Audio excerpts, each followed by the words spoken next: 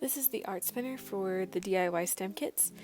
For the art spinner, this can start off either way. You can have your motor directly connected to the battery pack or with a switch, as we went over in the circuit video.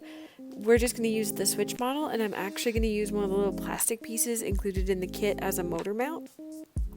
And for this process, you can either use foam tape or hot glue.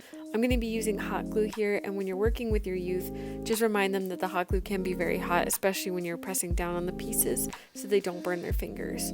So once I have my motor mount kind of placed on this piece of cardboard, I can then go in and I'm going to place some tape down just to make this extra secure. We really want a strong base for our art spinner so it doesn't vibrate too much and we don't really make the art we're trying to. Then I'm going to place the motor inside this motor mount, and this can be a little bit difficult, so you might ask youth if they're home to ask a parent or guardian for some help.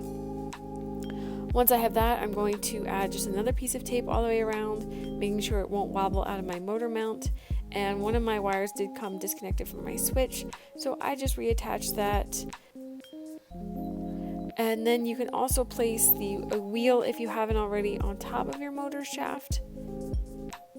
And once everything is good to go, we check it again and everything's spinning, so we're okay.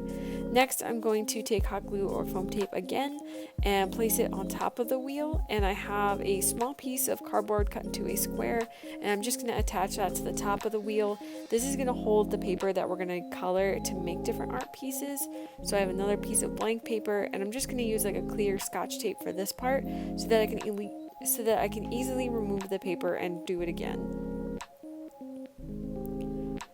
I also attached my base of my art spinner down with some extra tape.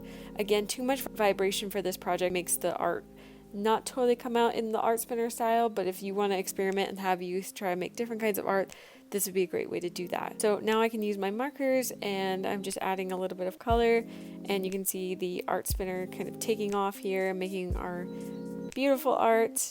And that's about it to the art spinner. There's lots of ways to make this. You can use lots of different materials. Encourage you to use what they have around them or to change up the design a little bit. And that's the art spinner.